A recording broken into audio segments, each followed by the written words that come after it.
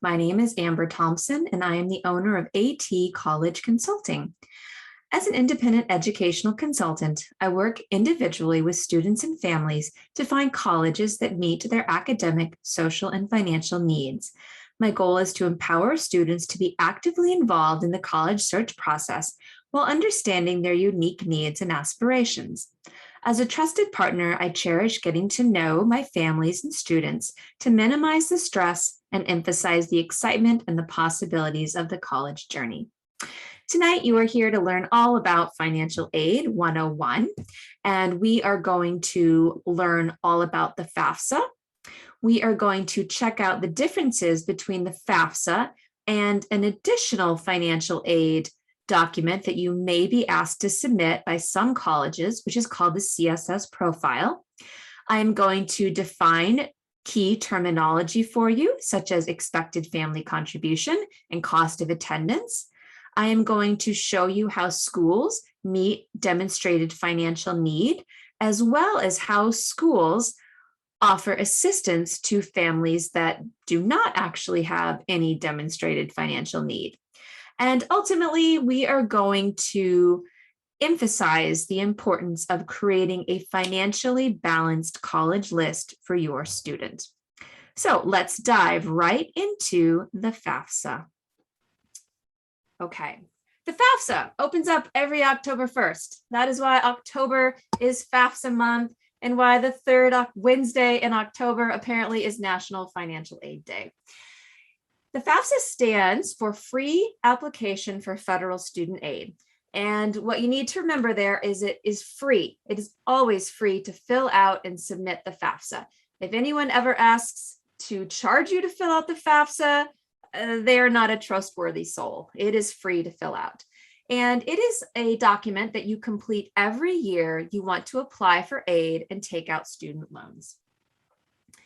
So essentially, the FAFSA determines a student's eligibility to receive and apply for federal student aid.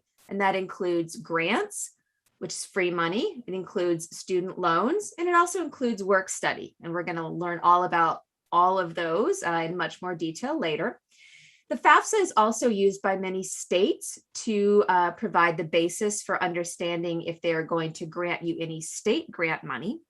It is also used by individual colleges to assess financial need and award institutional funds. And the FAFSA is actually required if a student wants to take out any federal student loans. And so perhaps you're a family that thinks, there's no way I'm going to be eligible for any particular funds. I'm not going to have financial need. But perhaps you would really like your student to be able to take out some of the federal loans that are available. And if that's the case, then your student and your family needs to submit the FAFSA. All right, the very first step is actually creating your FSA ID. It stands for your Federal Student Aid ID. And I always want to just, since I know we've got a wide range of age ranges, parents here, I want to just plant this nugget in your brain that you need your FSA ID before you ever sit down to actually get into the nitty gritty of the FAFSA. A lot of times parents will set aside, okay, this is our FAFSA weekend, but if they've forgotten to get their ID ahead of time, then that weekend is a bit of a bust. It takes a couple of days to process this ID. It's really simple to create. It only takes a couple minutes, but you do have to do it in advance. And your student will also need to get an ID. And it's always key for your student to use an email address that they plan on keeping for a long time. So never use your school email address for the FSA ID for the student, because once that student graduates, that email address will be archived. And the FSA ID really sticks with a student throughout the duration of their higher education career. Okay, the step 2 is getting your documents ready. And I know that this looks like a very lengthy list of documents that you have to get ready. Feel free to take a screenshot, but I do also promise that the FAFSA website has a list of all of these documents as well. Essentially, what these documents allow the FAFSA to do is to get a sense of a family's past earnings in terms of the savings, their present earnings in terms of paychecks, as well as their future earnings, which are essentially represent the ability to take out loans if you need to do that to help pay for your students' education.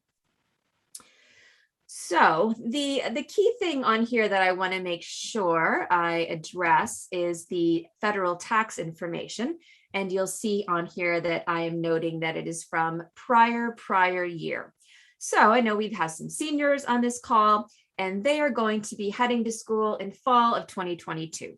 And that means that they're applying for aid for the 2022-2023 school year. So the tax documents that will be put out there on this particular FAFSA will be from 2020. So we go back 2 years. So every time you are applying for aid for a particular year, they're going to ask for your tax documentation from 2 years prior. All right, the third step is simply filling out the FAFSA, and I always encourage you need to start at studentaid.gov. And that is really your main starting point for embarking on the FAFSA journey. And it really is only supposed to take about 30 to 45 minutes. I think it's been put out there perhaps in the media as taking much longer, but as long as you've got those documents prepared ahead of time and pulled all together, then the actual sitting down and filling it out is only going to take you about 30 or 45 minutes. All right, we've already covered a couple of these details, but I definitely want to emphasize number 3 here on the list, which is make sure that student information goes in the student section of the FAFSA and parent information in the parent section. So when you fill out the FAFSA, you will see that there's a whole section for the students' assets and income, and another section for the parents' assets and income information. And so you definitely want to make sure that all of those columns are aligned, essentially because student assets get assessed at a different rate than parent assets and income and such. So you really want to make sure that the correct information is in the right section. There is a very handy tool on the FAFSA called the IRS Data Retrieval Tool. And what that tool allows families to do is to import the vast majority of the fields that you're going to be uploading from your IRS tax document. And it's always highly beneficial to use this tool. It saves a lot of time.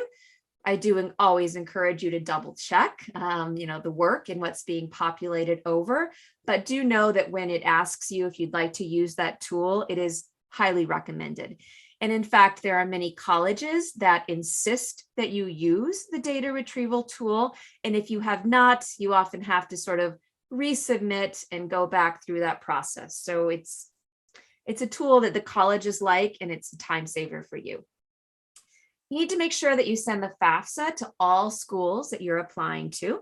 And if you're applying to any state schools, you definitely need to make sure that those are on the list, because I mentioned earlier that the FAFSA is also used to grant state grant money. So you need to make sure that you have a state school on your list if you would like to be considered for that state grant money, if your student is considering going to a school in state. And it's always really key to keep track of all of the deadlines for financial aid and to always to submit early if you can. Oftentimes the financial aid deadlines align with when the college applications are due. However, that is not always the case, and I never encourage families to assume that that is the case. So knowing your college application deadlines is one step, knowing your financial aid deadlines is another step.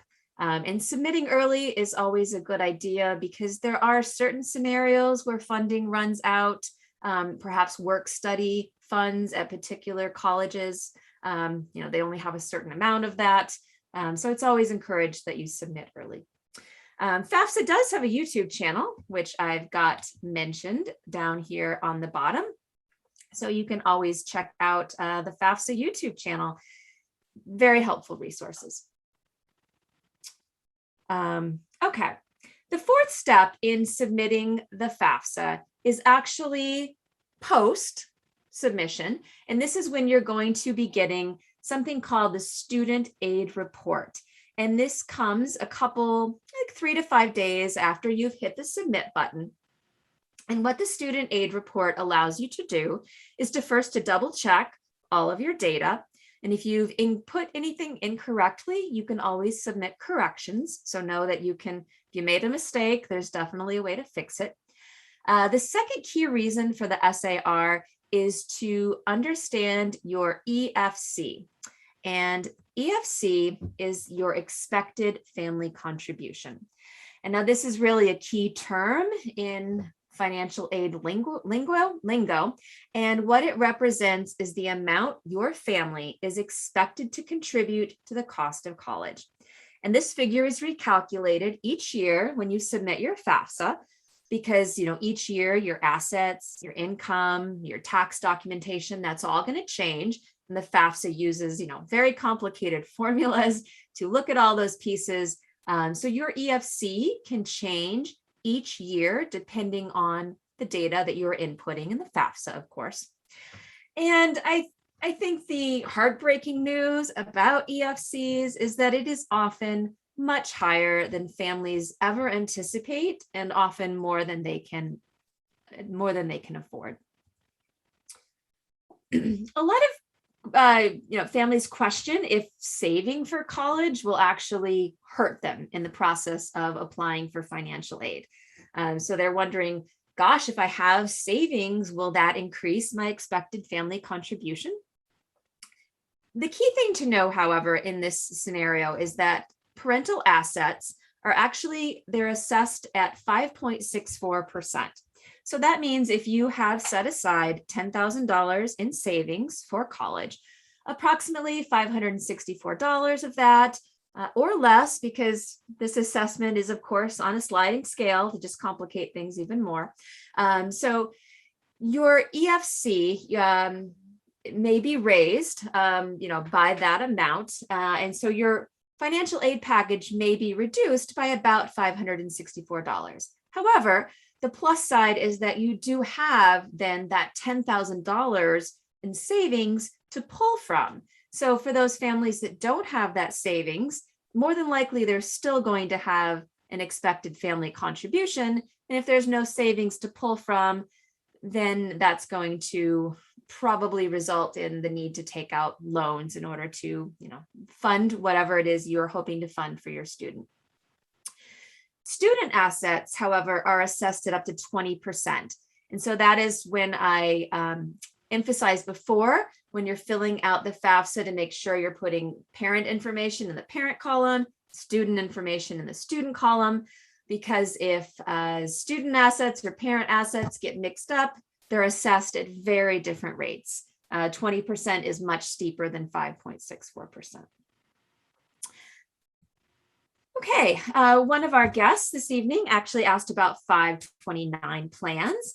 And so, again, I'll reiterate that it's always best to work with your financial planner involving, ways to save and pay for college. I did want to point out several of these benefits of 529 plans as enumerated by Mark Kantrowitz, and he is one of the leading resources on financial aid. And he believes that 529 plans offer the best mix of tax and financial aid advantages when it comes to saving for college. So a couple of the benefits are that 529 plans, the earnings accumulate on a tax-deferred basis, and they are entirely tax-free when you withdraw them to pay for qualified higher education expenses. And if a 529 plan is owned either by the dependent student or the dependent student's parents, then that is reported as a parent asset on the FAFSA. And going back to that slide before, we learned that parent assets are assessed at that 5.64%. So if you have funds in your 529 plan, they will be assessed at the 5.64% rate and not the student rate. So 529 plans get counted as parent assets. 529 plans also have very generous contribution limits, and there are no income restrictions as to who can open up a 529 plan for educational savings. Now, I have 3 children. And one of the things that I learned the very first time we submitted the FAFSA, goodness, maybe 5 years ago, I've completely lost track of time. Interestingly, your 529, if you have multiple children, the FAFSA asks for information about all of the 529 plans that your family owns together. And essentially the reason for that is that it is very easy on a 529 plan to change the beneficiary. So I have 3 children, but I certainly have pulled funds for each of my different children, from one particular student's plan. So I originally thought, how unfair. I'm asking for, the FAFSA for my oldest daughter. Why do they want to know about the 529s for my younger 2 children? And it's essentially because it is still a parent asset, and I could very easily, as a parent, simply take the money from those other 2 younger children and give that to my oldest daughter. So that was just one of my lessons learned that I thought I would share to you. All right, moving on. Perhaps you've heard back at the end of 2020, when there was the stimulus plan package was passed, there were changes announced to the FAFSA. And now these were supposed to go into effect a little earlier than what is now planned. Apparently it takes a lot of work behind the scenes to change the FAFSA. So now these changes are going to go into effect for the 2024-2025 school year. And so that is when the class of 2024 current sophomores will be applying for college and federal financial aid for the first time. Essentially, the FAFSA will be shorter. The process is supposed to be simpler. The term EFC that I've talked so much about is going to be replaced by a term student aid index. However, it will serve the same function. It will still be letting you as the family know how much you are expected to contribute to your student's education. One of the most frustrating elements of the change is that the number of students that a particular family has in college will no longer be considered. Essentially, what happens now is if you have multiple children in college at the same time, your EFC essentially gets divided between those 2 students, and that can make you eligible for more financial aid. So for example, perhaps I have a total expected family contribution of $40,000. If I have 2 children at school at the same time, then each of those students will be responsible for about $20,000. And so if I'm looking at an institution that's, $50,000, $60,000, $70,000, I'm definitely going to have financial need because I'm only supposed to be contributing about $20,000. However, when this change goes into effect, they don't care how many students you have in college any longer. Your EFC is still going to be your expected family contribution, and it's not going to be divided out by the number of students you have in college anymore. And it is definitely going to be a burden on those families that do have multiple children in college at the same time. I do know that there is a push to perhaps prevent that change from going into place, but I have no idea how effective they will be. There are also changes for divorced and separated parents. And also they have made changes where it's much easier for grandparents to contribute in the future to students' educational costs. So essentially running through all the FAFSA changes is an hour-long workshop on its own. But I just wanted to let you know that changes are coming. And I'm sure that I will have another webinar much longer and in much more detail than this, but I wanted you to know about it since it is often in the news. All right, we're moving on to goal number 2, which is to understand and learn that there's actually a whole nother financial aid program out there called the CSS Profile. And the CSS Profile is requested by approximately 170 schools, colleges out there, and most of them are your highly selective institutions, as well as some public flagship institutions as well. And they ask you to fill out this additional profile. And similar to the FAFSA, the CSS Profile is used to assess eligibility for institutional aid for grants, scholarships, and loans. However, the CSS Profile looks at much more information. They really take a very comprehensive look into your family's income and assets. So they take a look at additional tax information, including like current year. So not just past year or prior. They're looking at, current information as well.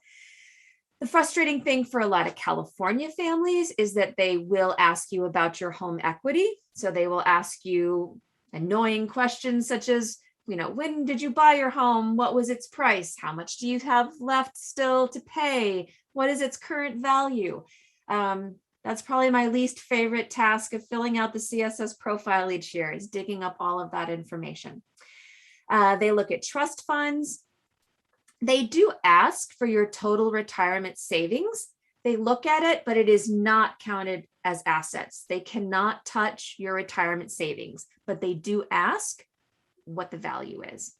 They take a look at non-retirement annuities. They look at any siblings' assets held in parents' names. They look at small businesses. They do also take into consideration if you're a family that has high medical costs and spending accounts. They also take into consideration childcare costs. And these are all elements that the FAFSA does not look at all. They also take into consideration siblings' private K through 12 school tuition. The CSS profile also looks at more family members. So on the FAFSA, if a student's parents are divorced, the FAFSA is only looking at the custodial parent. And if the custodial parent is remarried, then the step parent's finances are considered.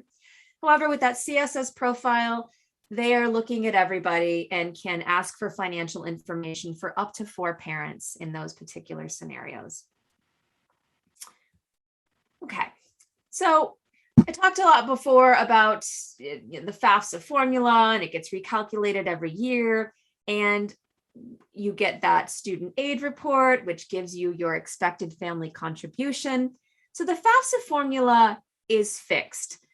You put in the input, you put in the information, and the calculator runs and it spits out that EFC, and that is a fixed formula.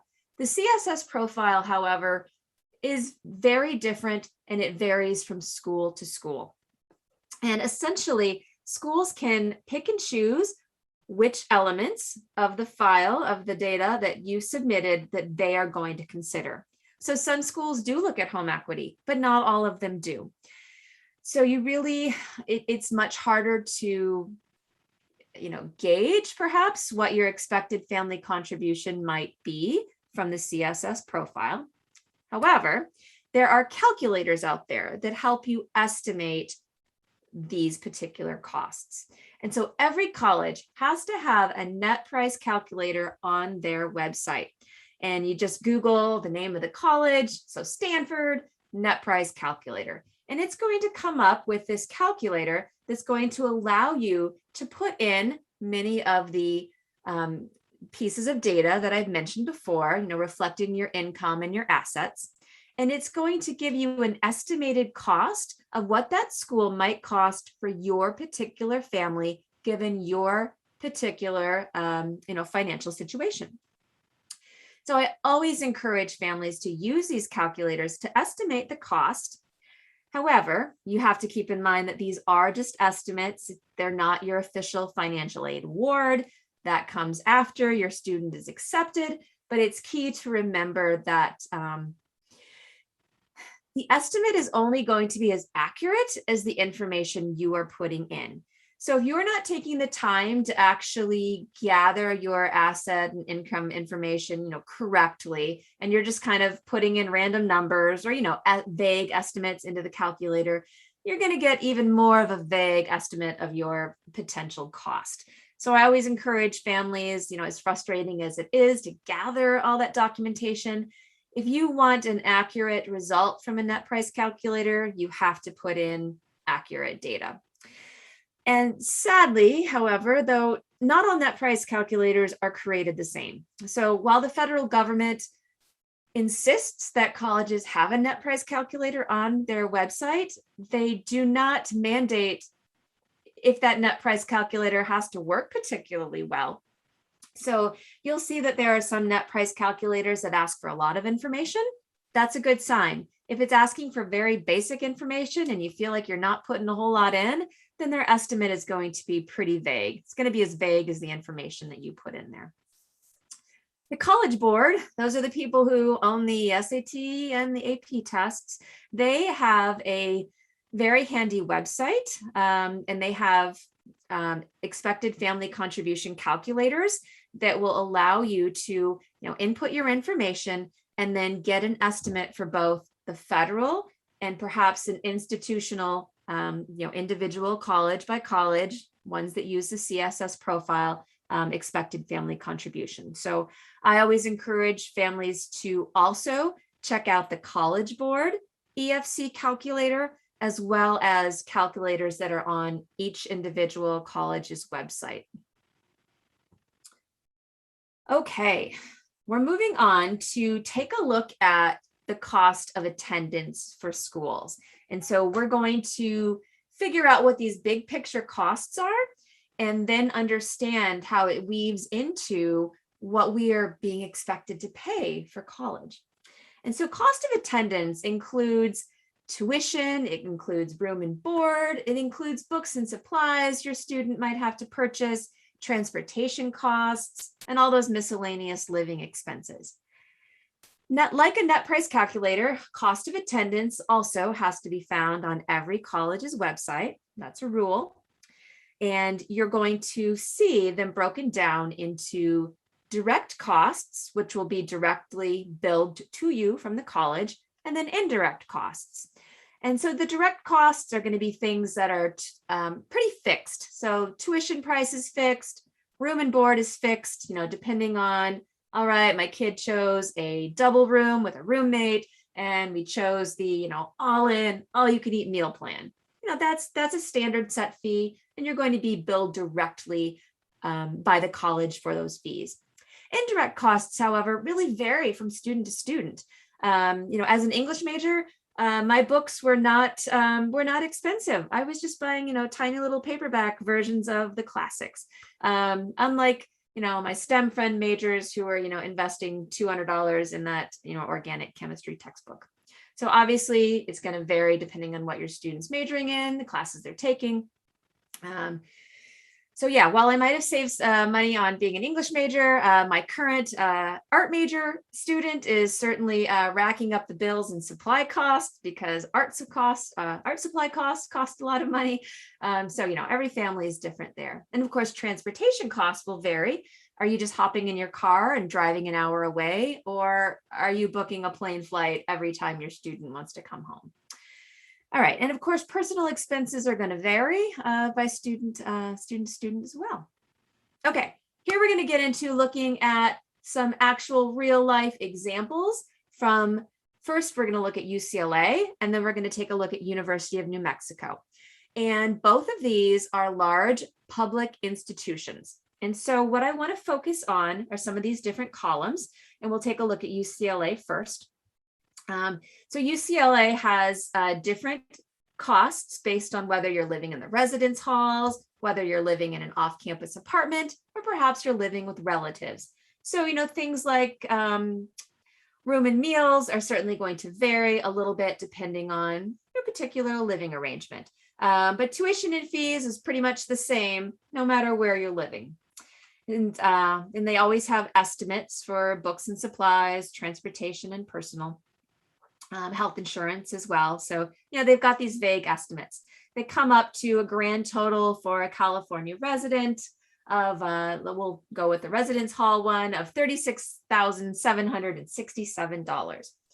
Now, if you look at the line below that, non-resident students are paying significantly more. And, this is why the UCs are always in the news for the number of out-of-state students that they bring in. And very often they are bringing in these out-of-state students because you can see that they are charging them an extra $30,000 for tuition to come from out of state to enjoy life in beautiful Westwood.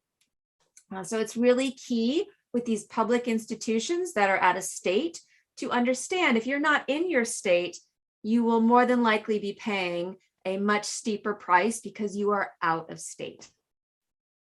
All right, now if we go over and look at University of New Mexico, you will see that their tuition costs are definitely less compared to UCLA. Similarly, they have residence and non-resident columns. You will see, though, that there's a pretty sizable difference in, it's much less expensive to head to school in New Mexico than to head to LA. And some of the notes that they have on the bottom is University of New Mexico is letting you know that, hey, we're actually offering special scholarships for students who are coming from out of state. And they even drop a little hint that, hey, it might even be cheaper to come to New Mexico than to head to your public flagship institution. So very often, some of these out-of-state schools are very interested in bringing in out-of-state students, and very often they are willing to not slap them with that pretty huge out-of-state surcharge. And one of the reasons University of New Mexico is a more affordable option is that they belong to a program called WUI. And WUI stands for the Western Undergraduate Exchange for Tuition Savings.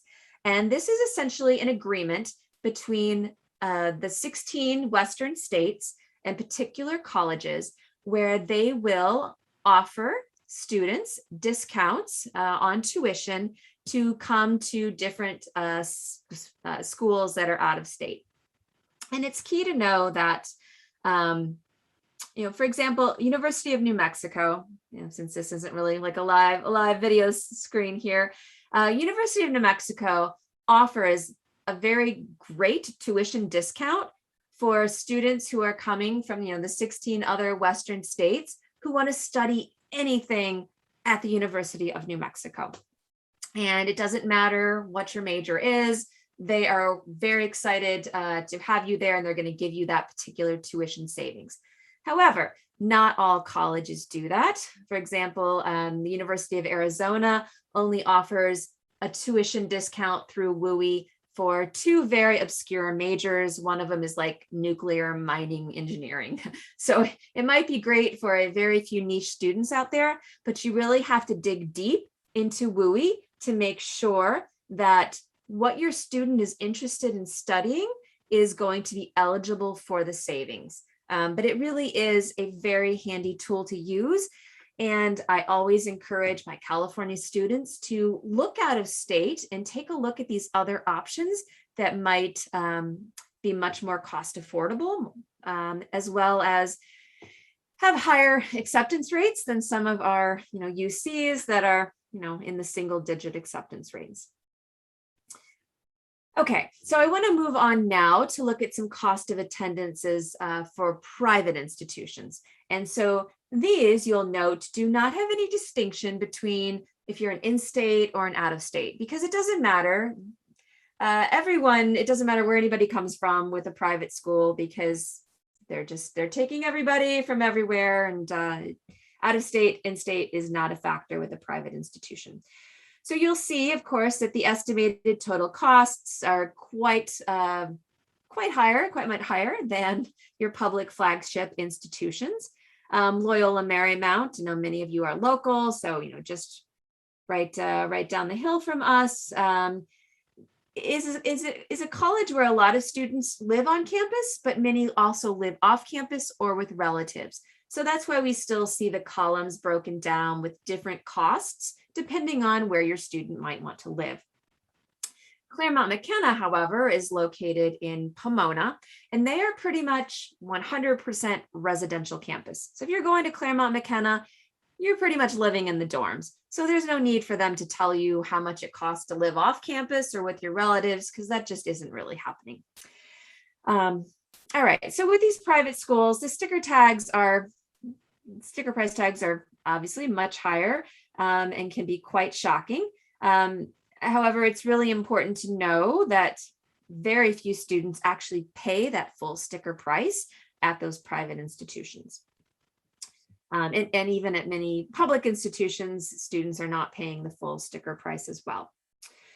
Okay, so we've taken a look at expected family contribution. We've taken a look at the cost of attendance for schools. And now we want to figure out what we can actually do when we know those two factors.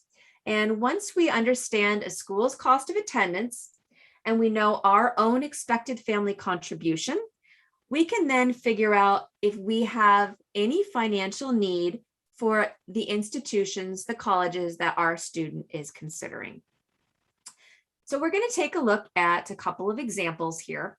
And the formula is always, we're taking the cost of attendance, we're subtracting your family contribution, and then we're figuring out if you have any demonstrated financial need. So both Martha and Jeremy are heading to the same institution where the cost of attendance is about $33,000. Martha's expected family contribution is $20,000. And so that means that there is a gap of $13,270. So that is her demonstrated financial need. That is the amount of money that she needs in order to attend this particular college comfortably. Her family is going to provide $20,000, and we need to figure out where the other $13,000 is coming from. Jeremy, on the other hand, has a significantly less expected family contribution of $8,000. So he has a larger demonstrated financial need of over $25,000.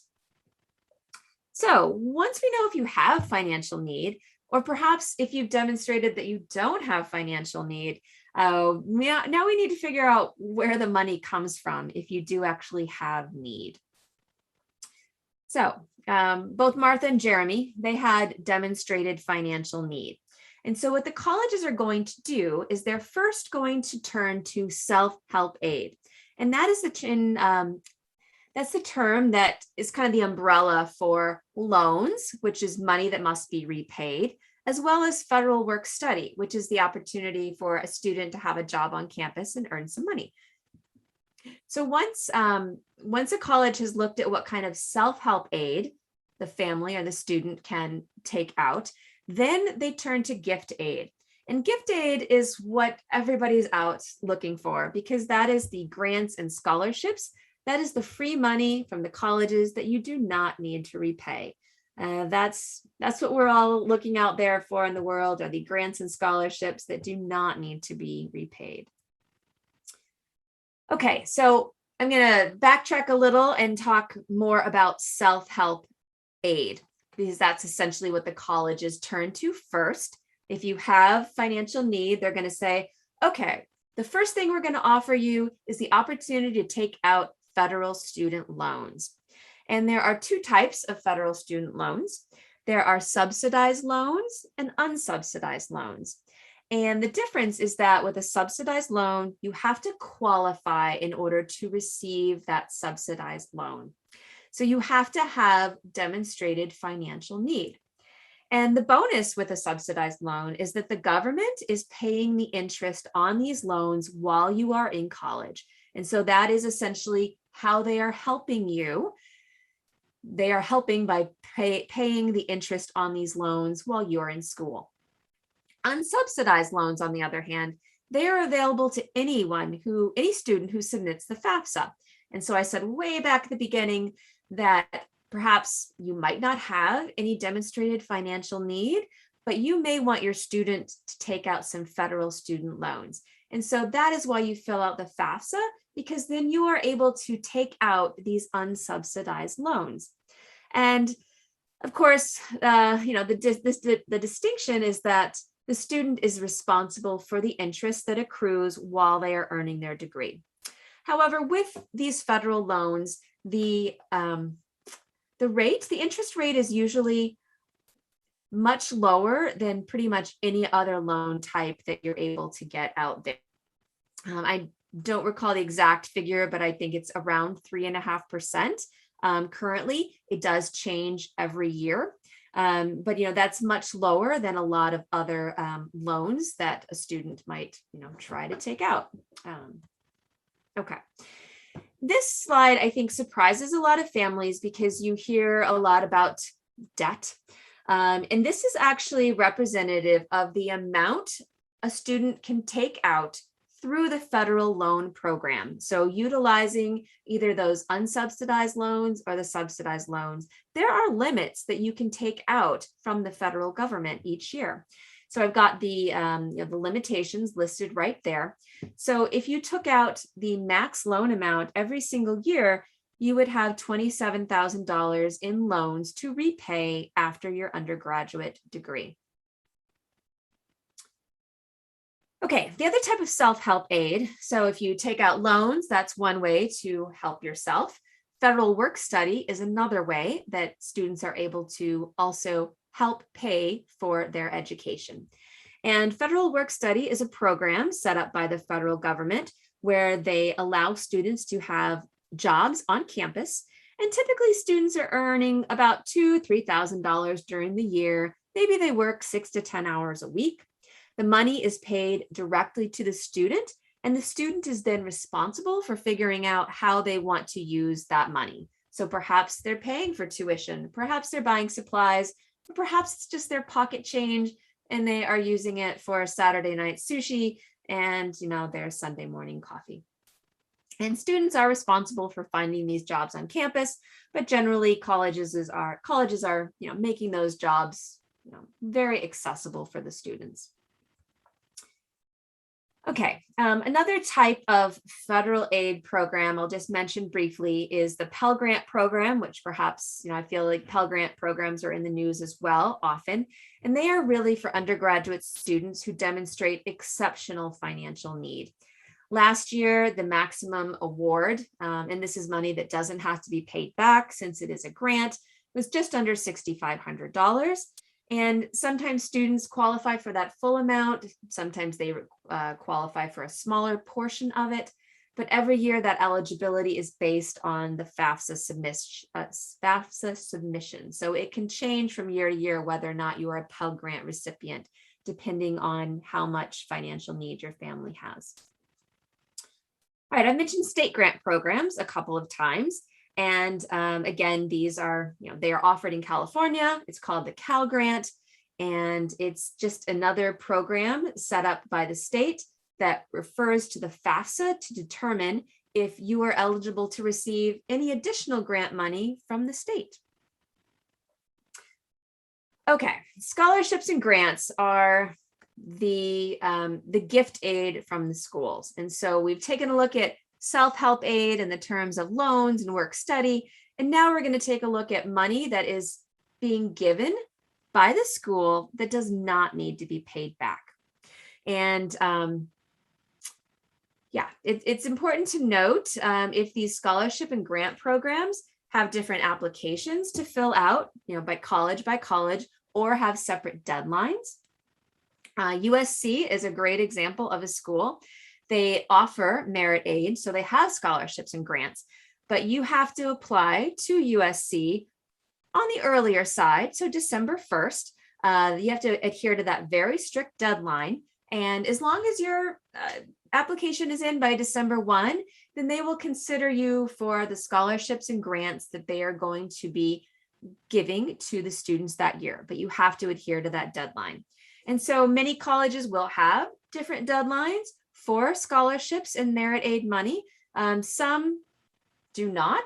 It's just another one of those factors that you have to carefully look at to make sure that you're meeting the financial aid deadlines, when your application has to be in to be considered for scholarships and grants. So it's another part of the puzzle. This free money, these scholarships and grants, can be awarded based on so many different factors. And so this is where I really want to emphasize that there are many myths out there about merit aid and who gets this free money out there. Myth number one is that all schools offer merit aid, and that is simply not true. There are many institutions that do not offer any merit aid whatsoever, no matter how stellar and awesome your student might be. It is simply not their institutional priority to offer merit aid. Folks also think that merit aid has something to do with merit, and it really does not. It can be based on so many different factors. And another myth is that only the highest achieving students receive merit aid, which is also not true. I know, for example, a student who got a $5,000 scholarship from Northern Arizona University, and that was a 3.0, 3.1 GPA. And so it was certainly not a 4.6 GPA, getting that particular scholarship. So there's money out there for students of, a wide range of, academic, GPA factors. So merit aid can be based on, financial need. It can be based on academic excellence, but it can also be based on athletics, musical talent, theatrical talent. It can be based on your affiliation with a particular group, or perhaps even a career aspiration. So many different ways to earn merit aid, and there's so many different reasons why an institution would give out merit aid. Okay, I wanted to give you an example of a financial aid award letter because I think it pulls in a lot of what we've been talking about so far. And this is a sample from Whitman College, which is a small liberal arts college in Walla Walla, Washington. It's one of my favorite small liberal arts colleges, and it is from a few years ago. So the cost of attendance that we see down here on the bottom, it's gone up a little. We learned before that cost of attendance gets broken down into, tuition and fees, room and board, all your other incidentals. We learned about expected family contribution. So here in this particular instance, this family has a very low expected family contribution of $7,349. That means when we apply the formula, they have a very substantial financial need of over $56,000. So how does the school actually make this affordable for the student? So first of all, this student is getting multiple scholarships. The first three columns are scholarships directly awarded to the student by the institution. These are generally renewable for all 4 years. Generally it's, just maintain a decent grade. Usually they have pretty low standards for maintaining your scholarship. And so, this student can count on getting the $14,000, the nearly $15,000, and the nearly $12,000 scholarships each of the 4 years that they are going to be attending this particular college. Again, free money that this student does not have to pay back. The student also was eligible for a Pell Grant, which was the free money from the federal government because they had such intense financial need. We do see here that the school is offering, hey, you can take out loans. You can take out a subsidized loan and an unsubsidized loan, matching that total freshman year limit of $5,500. And then they also offered the student federal work study. So come have a job, earn $2,500 while you're working this year or while you're studying this year. And, you can put that towards your funds. All right. So those of you paying close attention to the numbers may notice that there is a difference between the financial need, which was over $56,000, and the total award that was given to the student of $53,000. It's close, but there is a $3,000 gap. And this is a really key term to know because not all schools are able and are going to meet 100% of your demonstrated need. And when that happens, it's called gapping. So that particular student was gapped about $3,000. So yes, the school came up with, $53,000 worth of a mixture of merit aid money that doesn't have to be paid back and some student loans and work study, but there was still an additional $3,000 that the family might wonder, where are we going to get this? And so that is what gapping is. Gapping happens at the vast majority of institutions because, as you can see here, there are only 60 colleges out there that are committed to meeting 100% of demonstrated need. There are only 100 colleges that meet 90%, and then 130 that are committed to meeting at least 85% of demonstrated need. So a lot of schools and colleges will gap families who have demonstrated financial need. Okay, I wanted to take a quick side note. This was a slide I just added today. I've done this presentation for a few times, but I wanted to alert everyone to Parent Plus loans. And Parent Plus loans are a part of the federal student loan program. And very often when you get an award letter, like the one we looked at from Whitman, if there is a gap in the amount of money they've been able to find for you and the amount of money that you're supposed to be able to come up with, they will very often put a Parent Plus loan on your financial aid award letter. This is money that parents have to take out themselves. You also have to qualify separately for the loan. And the loan is made out strictly to the parent or the legal guardian of that dependent undergraduate student. The crazy thing is that parents can borrow up to the cost of the child's attendance each year, minus any financial aid that has been granted. And this can lead to very extensive parent debt. Oops, got a typo in there. But very often parents will see this gap. They won't have the personal funds to, pay for their students' education, and they are offered these Parent Plus loans. And many families do go this particular route.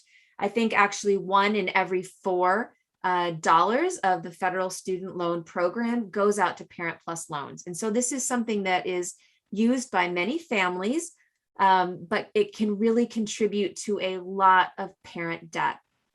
If you ever want to Google something interesting, you can Google the top 150 colleges that have excessive Parent Plus loan debt. And there are over 150 colleges where parents typically took out loans worth more than $50,000 or more. And at more than 500 schools out there, the median amount that parents are borrowing through this program is between $25,000 and $50,000. And so when you think about that, it really can be, it's a significant responsibility for the parents. And while a Parent Plus loan does, it kind of checks your credit history. You can't have an adverse credit history in order to qualify for a Plus loan.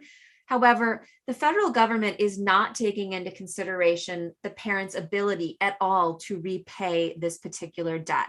So that's how families can really get themselves into serious debt, because no one is really making sure that the families can afford to pay back those loans after the student graduates.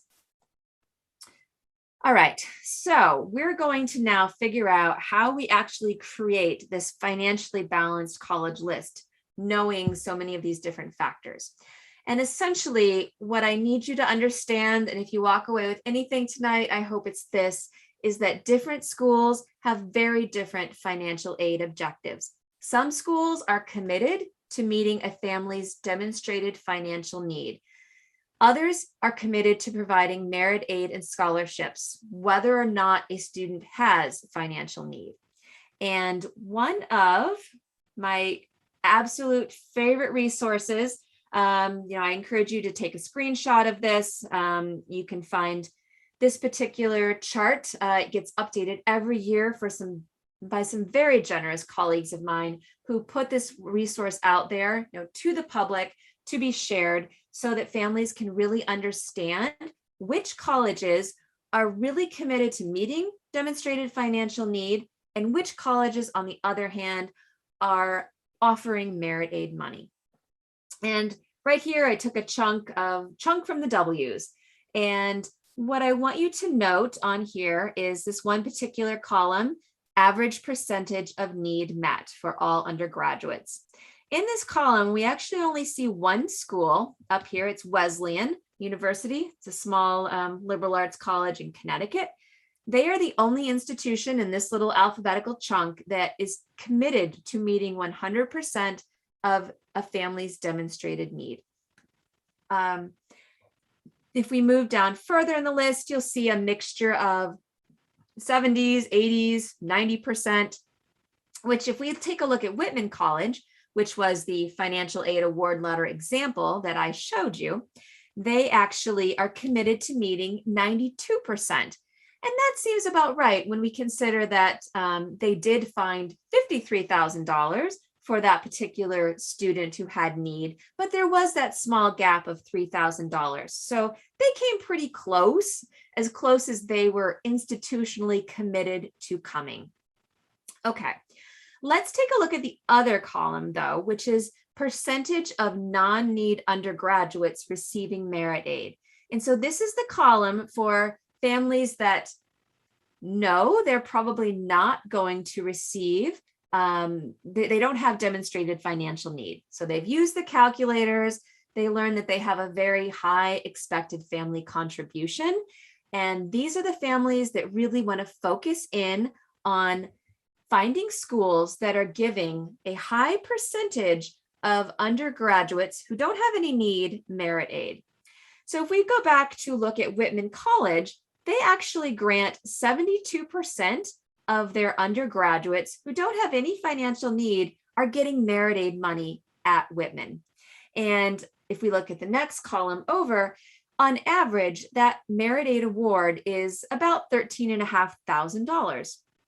If we take a look further up, for example, Westmont College, 92% of their non-need undergraduates are getting merit aid money, and at a higher rate than Whitman was offering. Almost $24,000 is going to be that particular average merit aid award there. And so it's really important to turn to a list like this so you can understand if you're a family that has financial need, you want to make sure that your school is committed to meeting a large percentage of that.